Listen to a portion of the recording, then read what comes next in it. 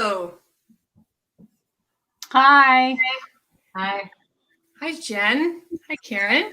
Hi, Karen. Hi, Jessie. Hi, Jen. Are we okay? So we're good to go. We're live. All right. Yeah. Well, welcome back, everyone.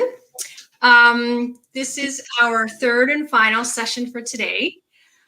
Jen and Karen and I are going to talk about healthy headspace. And I just want to say, Karen, that was awesome. Your last warm-up session with Amy. That was cool. Well, You're just go today. I gotta say, you know what? Honestly, these are things I'm super passionate about. Super high. I mean, I could literally probably talk about trumpet for several hours, and we have before, and I hope one day we will again. In person. And I'm super thrilled to pick your brains, both of you, about strategies on how to manage stress and other performance-related challenges. Great. Yeah. So I just wanted to say that Louise is still in the background fielding questions from our Facebook friends. So please add comments and put questions in the chat, and Louise will try to pop in and catch them as they come up.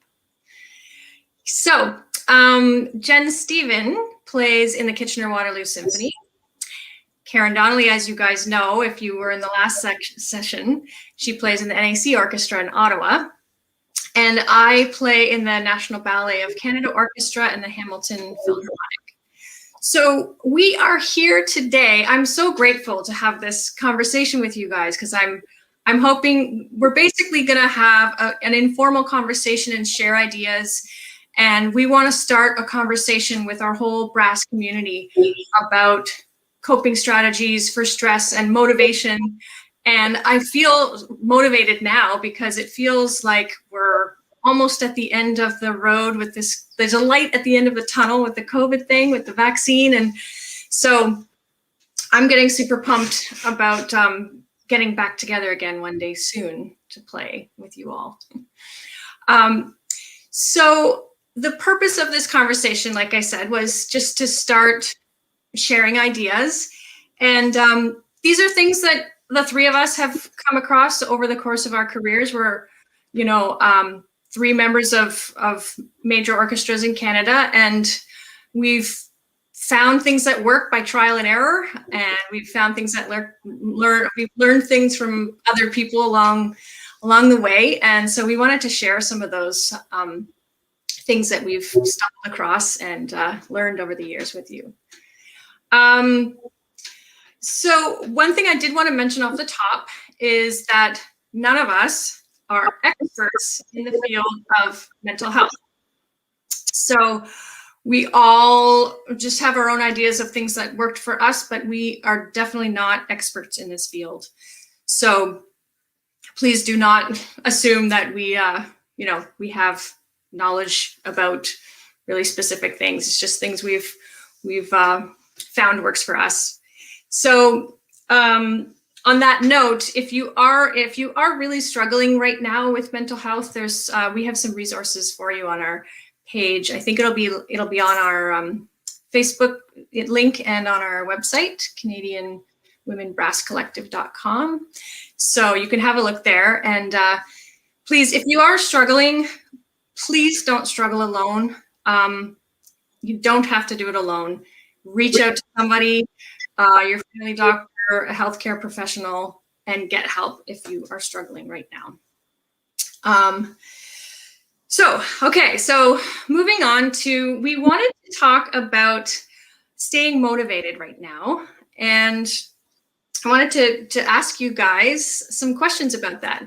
So I know that Karen mentioned, I just wanted you to share some ideas about what kind of things you are doing right now that are goals that you have to keep yourself motivated.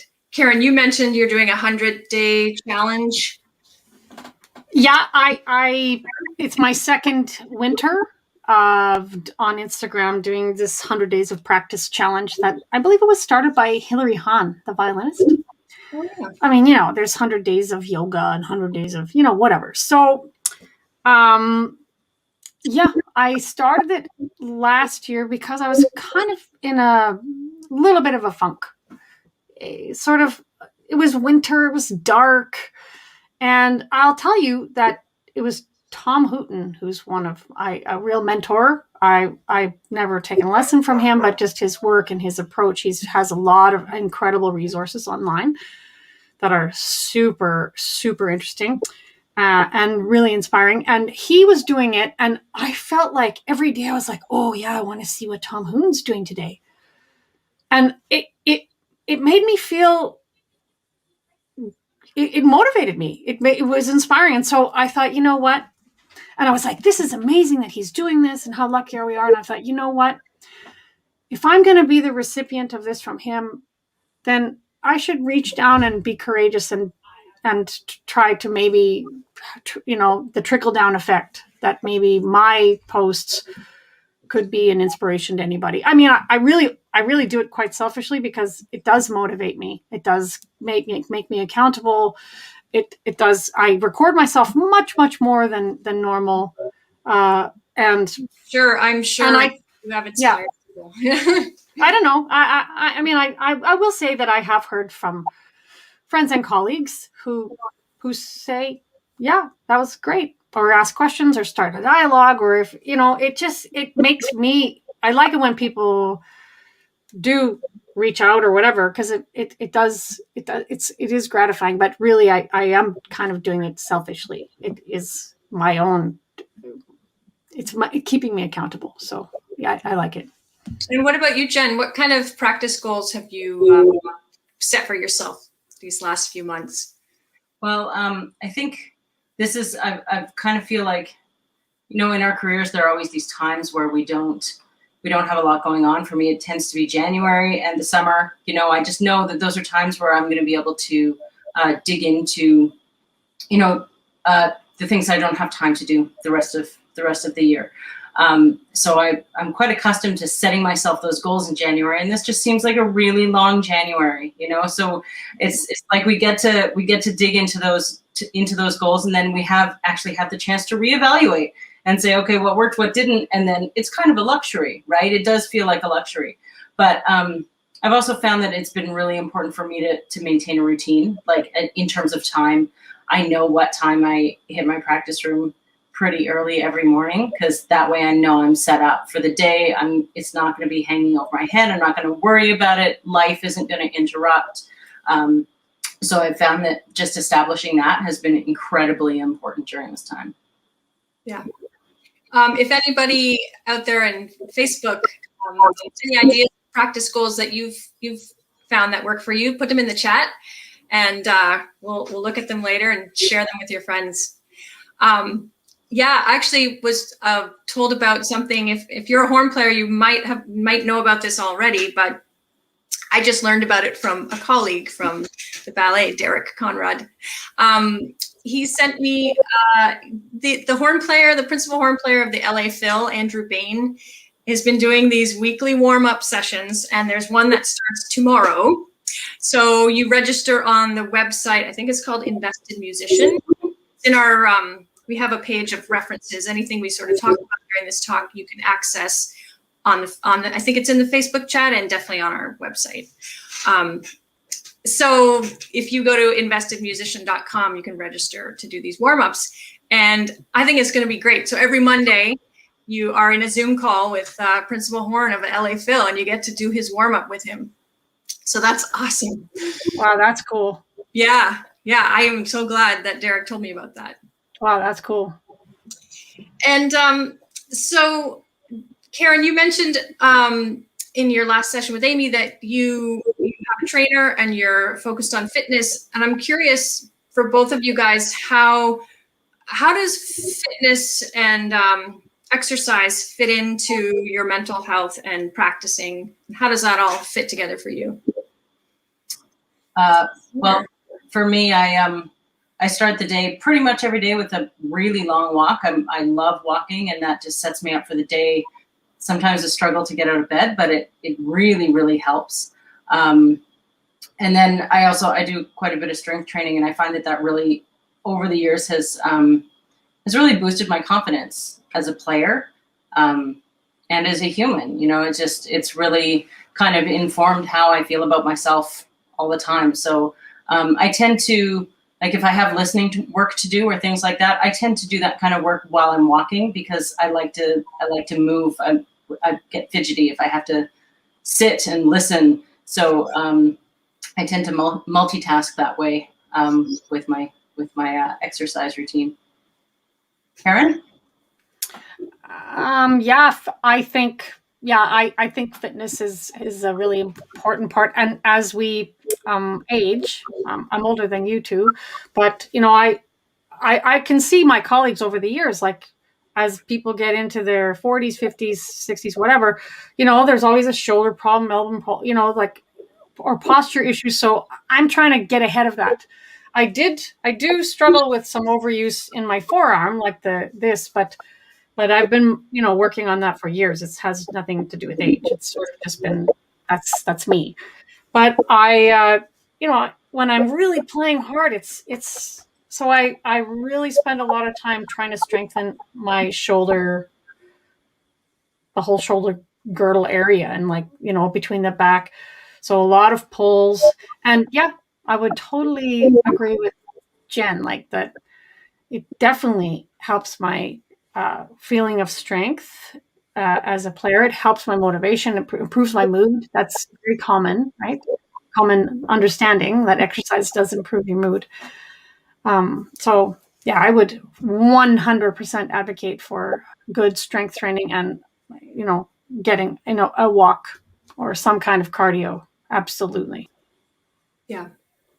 You know, for me, I find if I have a big performance coming up, or like a concert or something, I find, or an audition, I find exercise goes hand in hand with that goal. And I love to register for events like races, like a 5K or a 10K or something that sort of coincides, because it's so similar, the way you build up and taper, and it's so similar to how we as musicians prepare for big performances.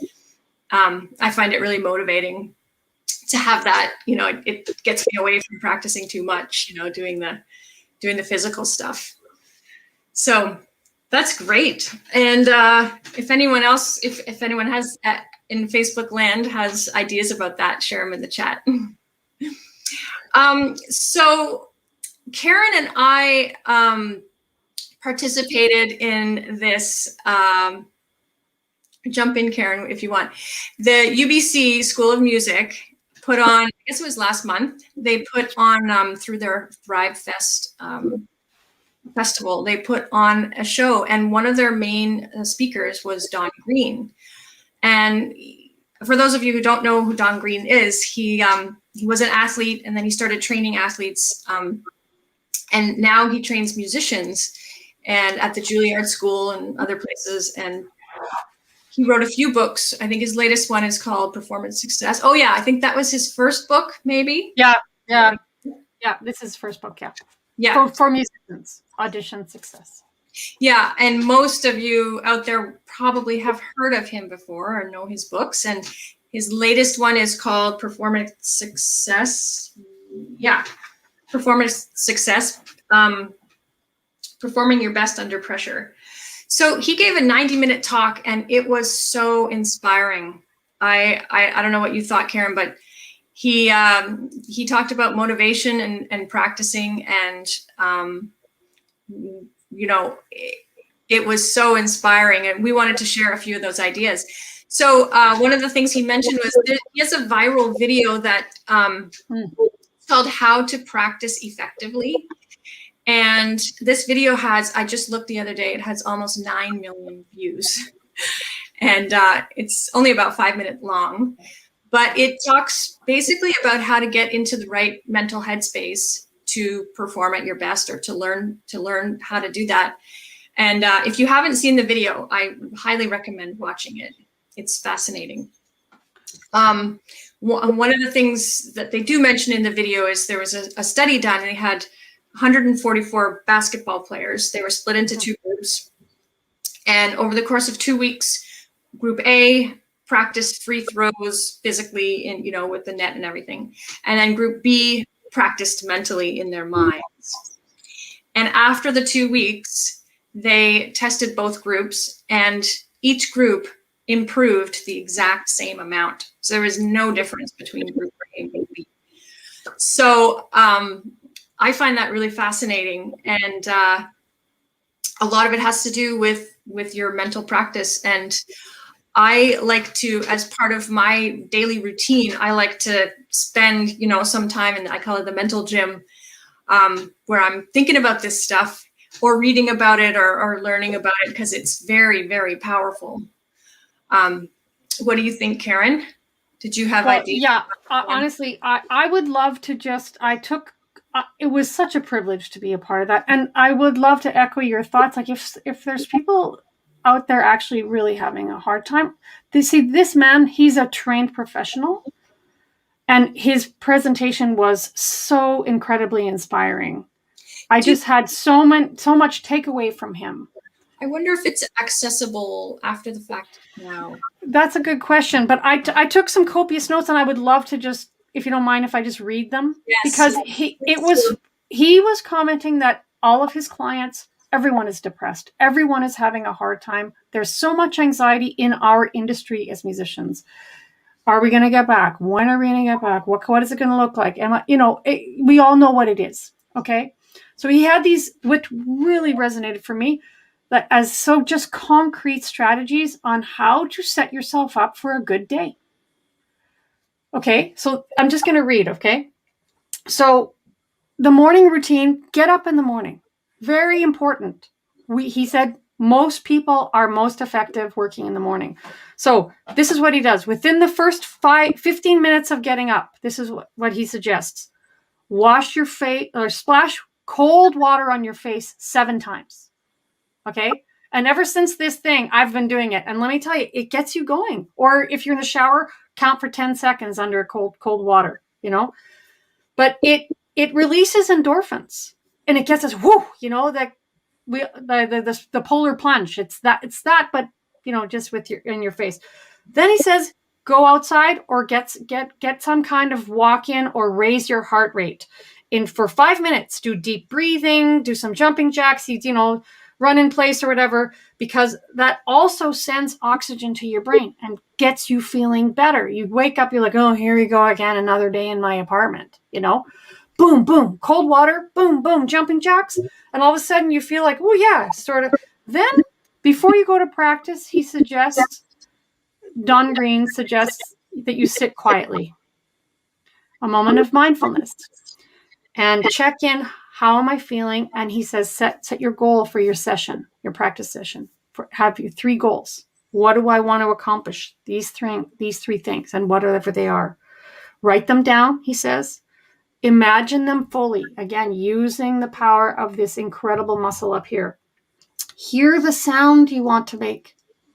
Feel it in your body. Feel your body doing, and see it. Visualize yourself doing this, making this incredible sound, playing with such ease. Then the final thing that Don Green suggested before you start playing was have a moment of gratitude. Find something to be grateful. Whatever it is, even if you're really struggling, you're grateful for chocolate, because it's so delicious. You're grateful for ice cream. You're grateful for whatever, your dog, your mother, because that act of thinking those positive things sends dopamine and serotonin to the brain. And guess what those things are? They're the feel-good things. That's what we want. And that's how, and then boom, you start your thing. And all of a sudden you go from like, oh man, and I've been doing it. I've been absolutely 100% doing this. And it is, I think it works. Can I add something? Fantastic. Can I add something to that? So yeah, he mentioned pick 3 things you want to work on. And he said, work on the hardest one first thing in the day. So if you have a practice goal for the day, and you have one thing that's more difficult than the others, do that first so that you can use your best brain power and the best part of your day to get the hardest thing over with. And then the other practice sessions you have, or later in the day, you can do things that don't take as much brain power, like endurance building or, long tones or something like that. So I found that really fascinating as well. It's fantastic. Yeah. Yeah. So I see, it just went away. I think Louise put up is Louise? Sorry. You can hear me? I was just going to jump in. We have a few questions and I can Sure. repost them. Just a few questions about mental practice. Sort of first, how much time would you say you spend in doing mental practice? And then do you find there's a certain time of day that you focus on that it works best for you? Or do you sort of do it whenever you're, like always when you're practicing? I can answer that first, and then you guys, if you have ideas. I'm fairly new to it, but I think it's a real skill that takes a lot of practice and a lot of work to get good at. So if you are new to it, and Don Green did mention in his talk, if you're new to it, start out really small, maybe 5 minutes. You can set a timer, and picture yourself just playing, a C major scale, just very, very, very simple, or an arpeggio, and really, really slowly, feel it in your body and hear how it's sounding. And he suggests doing it two sessions a day, like once in the morning and then once in the afternoon, just 5 minutes at a time. And what I've found is if you practice that, you get better at visualizing, and you're able to, go for longer stretches. And then you're also able to visualize much more difficult things, difficult passages that you want to get to. And if you have like a passage where there's a pitfall that you kind of have to avoid, you can really go over it in your mind, and you can break it down and fix it in your mind. And then when you go to play it, it's a lot easier. Do you guys have, Jen, Karen, ideas? I mean, I think a similar thing. I tend to do it a couple times a day, and I think that the way in which I approach it probably changes depending on what time of day. In the morning, it's more of a, I guess more ambitious, whereas in the afternoon, I do tend to go over things mentally with an eye to what I'm going to do the next day, just really spending some time reflecting on what's working, what's not working, and doing that kind of mental practice as opposed to just the visualization.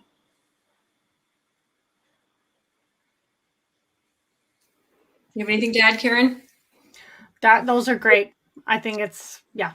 Yeah, I definitely increase my mental preparation the closer I get to a big performance. Yeah. Say if I have an audition or something, I will be doing that, every day for a month before the audition.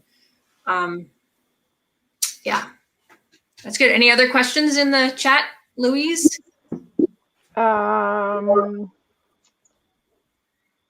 Ted is wondering about essentially balancing family life and audition prep and working and that sort of thing, and having a new appreciation for that, and if there's any insight. Jen and Jessie, you guys know nothing about that. Both mothers, kids. Well, Jen, you mentioned something yesterday. I thought that was really, or when we talked another time, you mentioned something that was really interesting.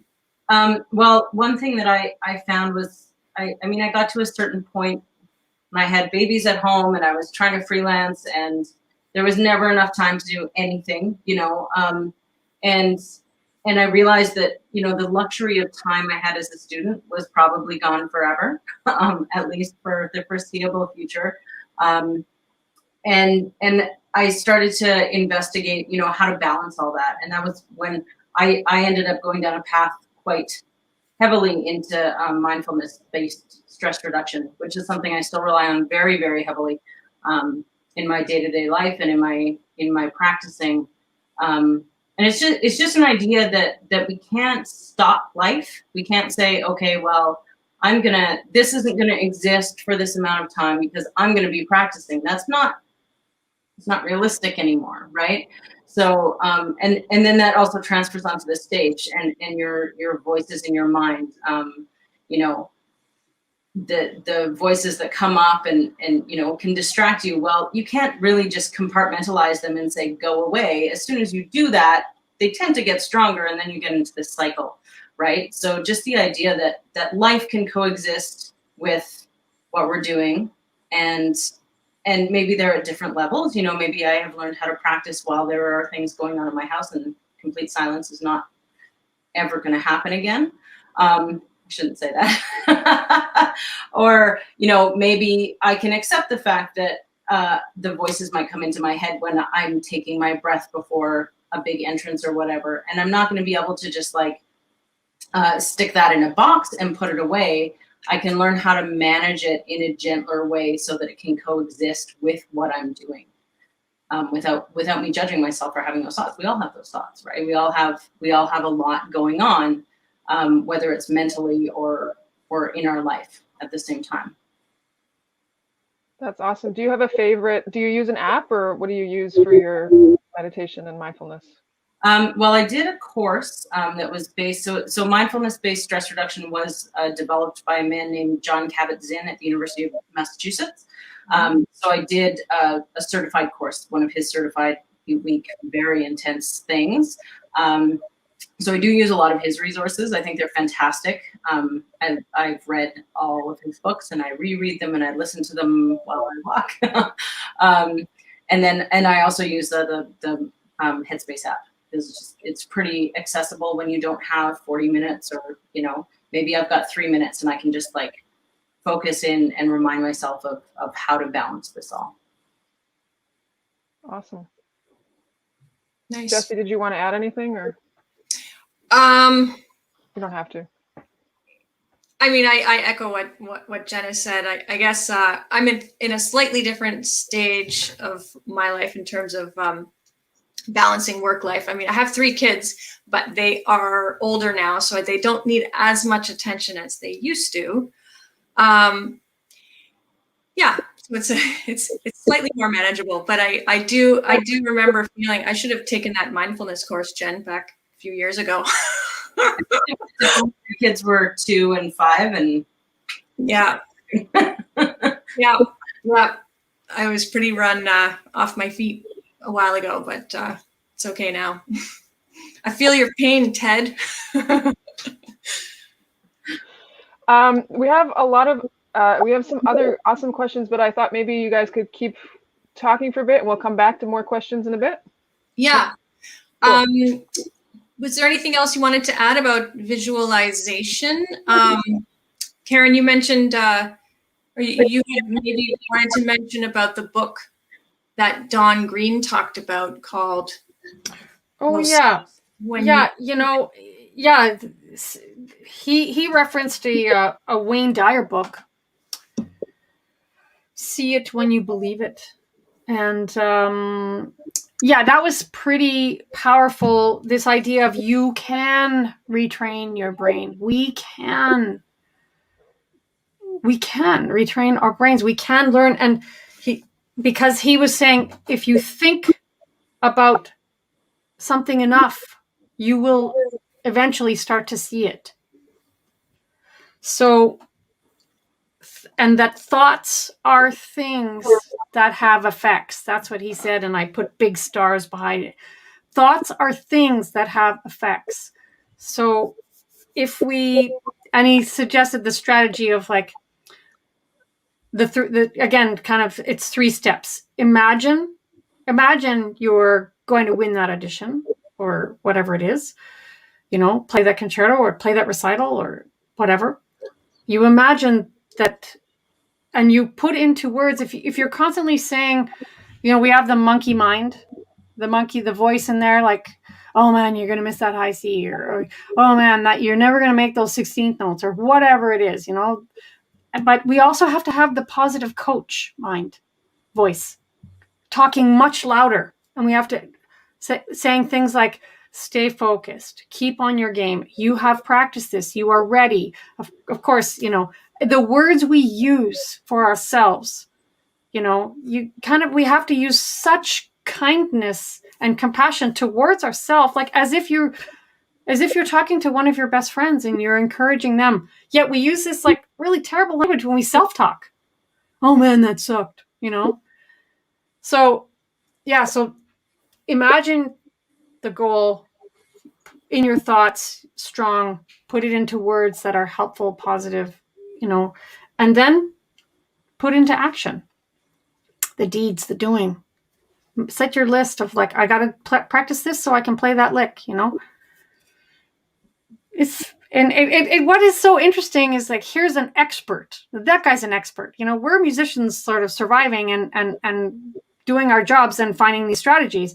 But when the expert is there saying, you do this and that tells your brain that, and he's talking about gray matter and this brain side and that brain side, the bottom line is it works, and science is telling us that it works. Yeah, I took a course this past fall on cognitive behavioral therapy, CBT. Yeah. Many of you probably know what it is, but for those of you who don't, it's very similar along the lines of what Karen was just talking about, where it talks about like a cycle of behaviors where your thoughts are the things affect how you feel, your feelings, and then your feelings affect your behaviors, and then your behaviors affect your thoughts. So it's this cycle. And I guess, a lot of people do this naturally. But if you're in a bad headspace, you can have sort of this negative spiral effect so I can give an example specific for us musicians. So you're in the practice room and this event happens, you're working on a hard passage, and you make a mistake. So a negative thought could be, oh, I screwed that up. I'm a bad player. I'll never get it right, that kind of self-talk. And then the feeling that leads to is, feeling bad, feeling unmotivated, feeling frustration. And then those feelings lead to behaviors. So you might, avoid working on that passage, or you might work at it in a really inefficient way, or an unhelpful way. And then, it leads back to your thoughts. So that's one scenario. Now, the cognitive behavioral therapy helps you reframe those negative thoughts and turn them into positive thoughts. So the same event happens, you make a mistake in your practice room, and you choose to think a positive thought. So you may think, I just made a mistake, but I'll be able to figure this out if I stop and figure out what I did wrong. Or you think to yourself, a lot of people make mistakes, and I just need to stay calm, and I'll figure this out eventually. I've figured out other hard things before, and I've figured them out. I will be able to do the same with this. And then that leads to feelings of confidence and calmness. And then that leads to really good behaviors. So, you want to keep working at it, or you'll think about it and work at it in a really efficient way. And then that leads back to, the thoughts. So I have found the CBT really, really helpful in the practice room. So if you're curious about it and you want to learn more, there's a book I recommend. I think it's in our list of references. It's called Mind Over Mood. And it just sort of walks you through different scenarios, and you can practice this kind of thought process. We're racing through this time we have. Yeah, it's getting just 10 minutes left. I wonder, I'd love to hear, because Jen, this might have to be whole nother session, because you recently won a job. Mm-hmm. Well, 2 years ago, or, recent enough. And like you were saying, like tuba jobs, they're few and far. They don't come up that often. No. It's sort of like the Olympics or something, mm-hmm. every 4 years or something. So kind of no pressure, right? Yeah. Well, I think that's where, what I was saying in response to Ted's question, this idea that, life is existing, right? And we're going to do our best. John Kabat-Zinn has this phrase that he uses called living the full catastrophe. And I just think that is so, it's so encapsulates, what we're doing, right? We have our lives, we have our children, we have our spouses, we have our interests, we have that. And then we have this job that we have chosen, that we're passionate about, that demands quite a bit of us, right?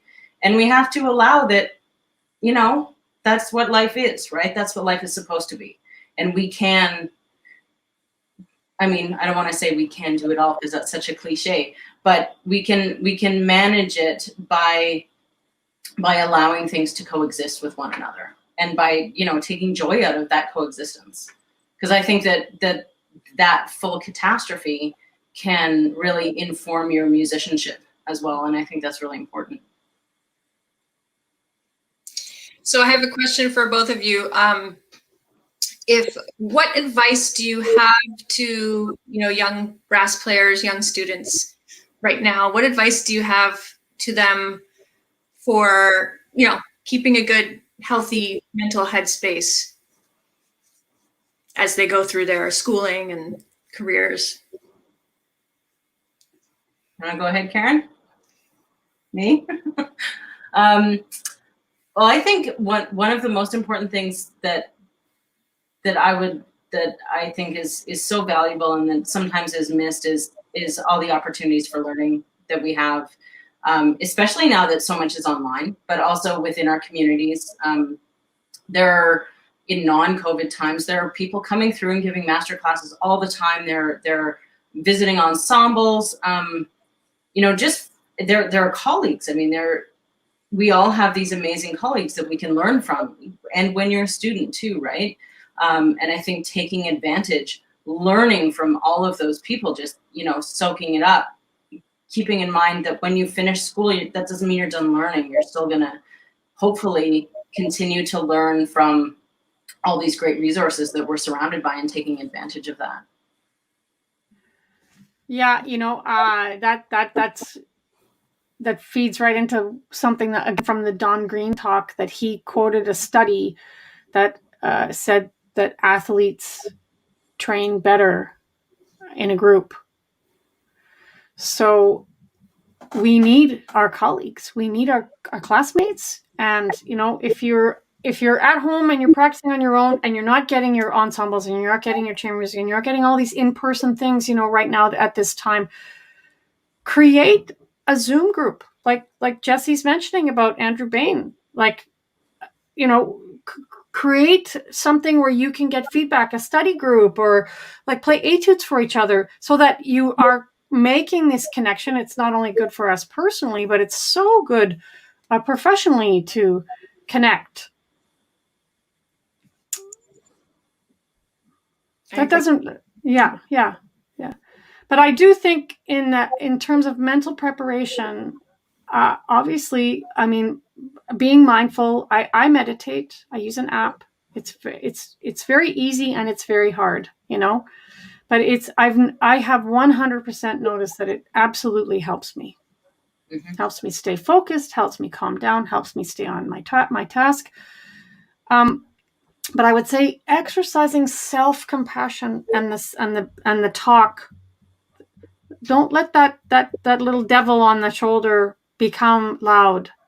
We have to be very kind to ourselves and, as a result, to others, which means, resist that temptation to complain about others, because that erodes our feeling of good and kindness. So, they say it's like when you go to say something, is it good? Is it kind? What is it? Is it true? Is it kind? Is it helpful? That's just incredible guidance. And I try to think of that myself. I'm not perfect. Oh my God. Every day I learn something new, and I am curious, and I always want to learn something new. So I would really suggest that anybody of any student of any age try to be curious. that made me think of well, the horn players on Facebook will know about this. So, but other brass players that might not know, Julie Landsman has, on her website, she's got all these videos about Caruso. They're fantastic if you want to learn more about that. But she has a really clever way to quiet that monkey mind. She talks about subdividing all the time. And if your brain is focused on subdividing, then you don't have space to think about all those negative things your monkey mind will come up with. So I try to follow that if I can. It's hard to do, but if you really focus on it, subdividing all the time, like when you're practicing, when you're performing, when you're resting, it's like in performances, and you find it helpful too, Jen, right? Yeah, I think we were talking about this the other day about how valuable I think that is as a concept for your breathing. I mean, obviously, we all think about breathing a lot, and I find that if I'm subdividing a couple bars before a big entrance or any entrance, and I know, how many subdivisions each breath is going to take, if I have that all planned out, then before the vibration begins, I'm already playing. I feel like I'm already playing because the subdivision leading up, the preparation, the breath, that's all part of playing. So that it takes away that kind of fear that we can sometimes have about those first entrances and note speaking the way we want them to, articulation, all that stuff. Fantastic. We just have a few minutes left. I wonder if Louise, should we get to those questions? Yes, let's do it. Going back a little bit, Arian Brophy would like to know, how does sleep affect your practice sessions? Wow. That's a good question. There's a lot of conversation these days about sleep habits and sleep hygiene and how important that is. Yeah, in Don Great's talk, he mentioned a book called Power Sleep by Mass. I think the guy's last name is. It's on our reference page. He did also say that everyone is sleep deprived. He basically said, if you fall asleep after a big meal, if you fall asleep while you're watching TV, if you fall asleep as soon as you lie down, basically you're sleep deprived. Yeah, he said most people are sleep deprived right now, especially. Mm-hmm. Yeah, people aren't sleeping well. But I did learn that cumulative sleep counts, like for your healthy number of hours of sleeping. So if you get 2 hours sleep and then another 2 hours sleep, that it adds up to the healthy number amount. So yeah, that alleviated some anxiety for me. I just ordered that book, Power Sleep, so I'm interested to learn what he says about that. I think it's important. There's another guy, Dr. Matthew Walker, I believe. I listened to a podcast that he did on the 10% Happier podcast, and really the same sort of ideas about sleep hygiene and just that we're all sleep deprived, and he had some really good tips. But he also has a book out. Yeah, I think it affects everything: concentration, like decision making. Yeah.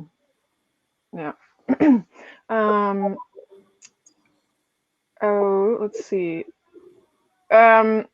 Matthew Brooks is wondering about how to something basically like the mentality or your mindset after you've, say, lost an audition or didn't perform the way you wanted to, and how to sort of mental health techniques or how to bounce back from that and deal with that.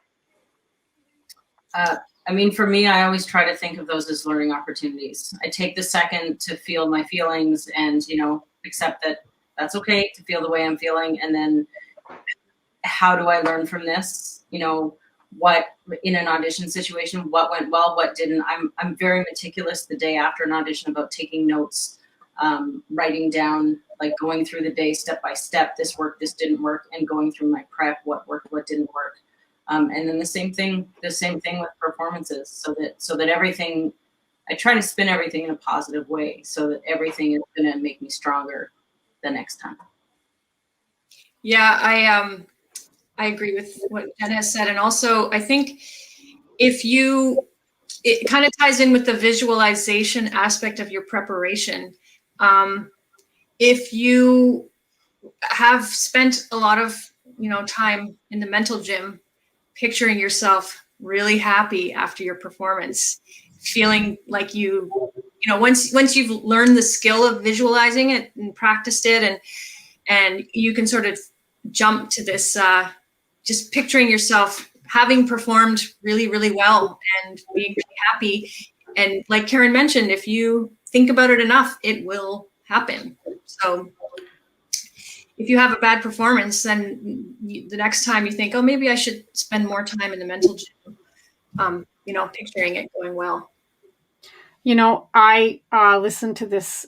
I meditate with this app, and it's the 10% Happier app.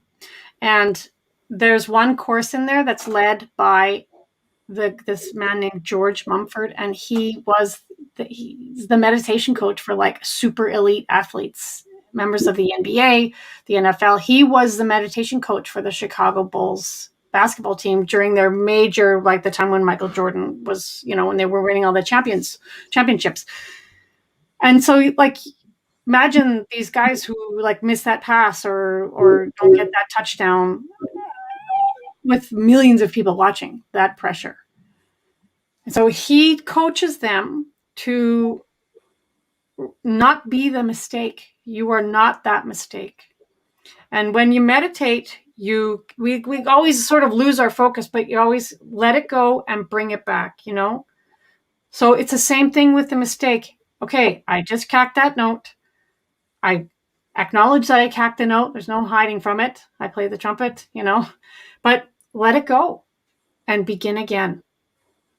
I'm not that, everyone is human. Everyone makes mistakes. Don Green even said, no one plays a perfect audition, but we're not the mistake. Let it go and start over. Sort of pick yourself up. Be like water. Let it just keep flowing, and the water breaks down the hardest. Water wears down the hardest surfaces because water flows. Just flows, right? It's hard.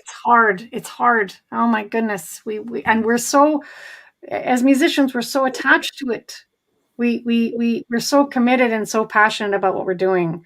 And but we have to find that balance of being all in, but also, balanced. Any other questions? We're a little bit over time. I think that's a good place to end. Yeah. I wanted to say a huge thank you to Louise for all of your work behind the scenes with the tech stuff. Thank you so much. Yeah. You're a trumpet player and the yoga class. That was amazing. Yeah, your stretch was great. Here. And Karen, thank you for being such a driving force on the Canadian Women's Brass Collective Committee. And you're just a driving force, so keep it up. Thank you. So everybody that's tuned in, there will be more events like this online coming up in the next few months. So keep an eye on our website, keep an eye on our Facebook page. We will post events happening. I think there might be a trombone day coming up soon. So keep an eye out for that. Jen, if you have ideas, people out there of topics you'd like us to cover or explore, I want to hear about Jen's audition prep. Yeah, me too. We didn't. I think that should be a session. I think we have a lot of people who could weigh in with a lot of great ideas on that conversation. Oh. Sounds good. All right. Well, take care, everyone. Thank you so much for joining us today. And if you were here for all 3 sessions or one or any of them, thank you so much for joining us. We love sharing our ideas with you. So keep coming back and share your ideas with us. Thank you. Thanks for joining. Thanks, Jessie. Thank you.